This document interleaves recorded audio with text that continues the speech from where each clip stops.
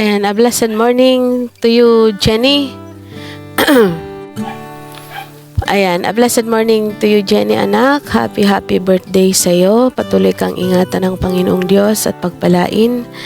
Sabi po sa Philippians chapter 4 verse 13, ang lahat ng ito ay magagawa ko dahil sa lakas na kaloob ni Kristo. Alam ko na, Jenny, na patuloy kang ingatan at pagpapalain ng Panginoong Diyos sa bawat laban na mayroon ka. Kaya salamat sa Panginoong Diyos. Patuloy ka lang maglingkod sa Lord and huwag kang panghihinaan ng loob sa kahit ano man yung maranasan mo, ma-encounter mo sa buhay, lalo na nandyan ka sa ibang bansa. Patuloy ka lang na magtiwala at patuloy na maglingkod sa Panginoong Diyos. Once again, Jenny, patuloy kang salamat sa iyong kabutihan, sa iyong generous heart, sa mga taong natutulungan mo, sa mga taong alam ko naman na maraming tao kang inaabot. And thank you, Lord, sa buhay mo at bigyan ka pa ng mas mahaba at pagpapala na Panginoong Diyos. Salamat na. Happy birthday to you and God bless you. And patuloy ka lang na magsikap at patuloy ka lang na maging matalino sa anumang desisyon at pagpapasya. Purihin ang Diyos at patuloy kang palaguin sa pananampalataya. Salamat po, Panginoon. In Jesus' mighty name we pray. Amen and amen. Hi tita, happy birthday po. Uwi ka na po dito sa Pinas. Happy birthday to you. Happy birthday to you. Happy birthday, happy birthday. Happy birthday to you. Happy birthday to you, Nak Jen. And may the Lord bless you with strength and good health. May the Lord bless all aspect sa buhay mo po. At keep you always, kahit man sa trabaho mo, lahat mo ginagawa, no? Ay tandaan mo po, nakita po ni Lord, alam po ni Lord ang lahat ng mga kung ano mga desire sa puso mo. So patuloy lang at lahat ng ginagawa mo po ay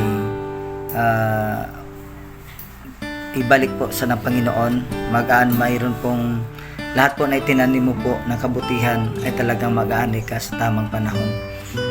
At nakita ni Lord, ikaw po ay quiet type of a person. Hindi ka po ayaw mo pong mapagpakilala sa lahat ng mga ginagawa mo. Pero si Lord po ay nakakita at alam po ni Lord ang lahat po ng mga mabuti mong mga gawa. And in return, ibalik po ng Panginoon ang lahat ng mga pagpapala, no, na Kanya pong pagkaloob, not only sa buhay mo po, kasama na po yung buong sambahayan mo. Patuloy lang at stay of who you are, ang pagiging generous mo po, lalong-lalo na sa mga gawain ng Panginoon, lalong-lalo na po sa mga lingkod ng Diyos. At in return, ang Diyos po ang magbalik siksik, liglig at umaapaw. Ay ikaw po isang tipo ng isang tao na mayroon pong strong personality, may kakayanan po sa buhay, but sometimes sa kabila po ng iyong kalakasan, dumating din yung time na nanghihina ka rin. Dumating din yung time na nalilito ka. Dumating din yung time na gusto mo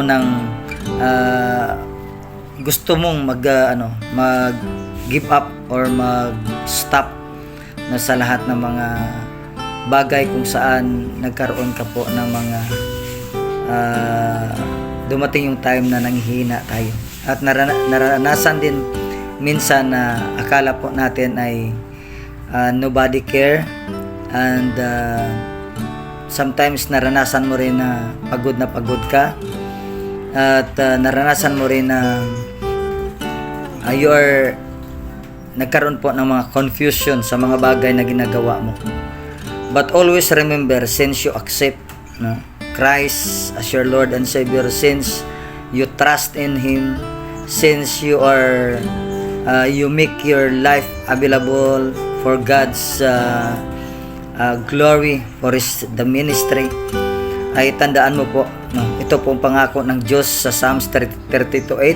Ito po ang sabi niya, the Lord says, I will guide you along the best pathway for your life. I will advise you and watch over you. Tandaan mo po na dumating man yung time of confusion, but God promised to you that He will guide you along the best. Yung sabi ng Panginoon, the best pathway, yung pinaka maganda at tama, yung isang direction na kung saan ay yan po yung pinagkaloob ni Lord sa inyo. Kaya dumating man yung time na ikaw ay nanghina at na-confuse, always remember this passage. This is the promise of God and is faithful sa lahat ng mga pangako niya. That siya mismo ang nagsabi na I will guide you along the best pathway. No, sa hindi ka po ililigaw, hindi ka po malilito, hindi ka po magkaroon ng sabi nating pagdududa, no? Kung talagang sa Diyos ka lang, no, umangkor at nagtitiwala, because God will guide you sa napakagandang daan patungo po sa success ng buhay. Lahat po ng aspeto ng success, physical, emotional, mental, and even spiritual. So thank you so much sa inyo pong generous heart, no? And kami po ay nagiging beneficiary, no, sa inyo pong pagka-generous. And I speak and I declare blessing upon blessing sa buhay mo po. Hallelujah, Lord. Salamat sa buhay ni Jen. Salamat, Panginoon, sa kanya pong desire. Salamat, Lord, sa mga blessing na in-extend niya po, Panginoon, sa lahat ng gawain mo, sa lahat ng mga lingkod mo. And oh God, I declare and I speak blessing also sa buhay niya, kasama po ng pamilya. Blessing good health and protection, blessing financial and material, and most of all, blessing spiritual. Siya po ay lalago at someday ang buhay niya po, Panginoon, ay magiging pagpapala po sa lahat. Thank you so much, and I give you back the glory, honor, and praises in Jesus' name. Amen. So once again, happy birthday, and always keep safe, no, sa lahat po ng mga bagay. And God bless, Nak. Happy birthday! Ayan, wish ko na good health pa rin at naway patuloy kang pagalingin ng ating Panginoon. Happy birthday! Enjoy mo lang yung day na to at iwasan ng ma-stress lagi. Thank you sa lahat! Happy birthday in behalf of followers of Christ. Happy birthday! Happy birthday, tita. Wish you all the best. And thank you sa lahat ng mga blessings na iyong i-share sa amin. And sana'y humaba pa ang iyong buhay at pagpalain ka pa ni Lord ng mas maraming. At yun lang. Thank you. Happy birthday. God bless you. Tita, happy birthday po. Ingat po kayo lagi dyan. Thank you po. I love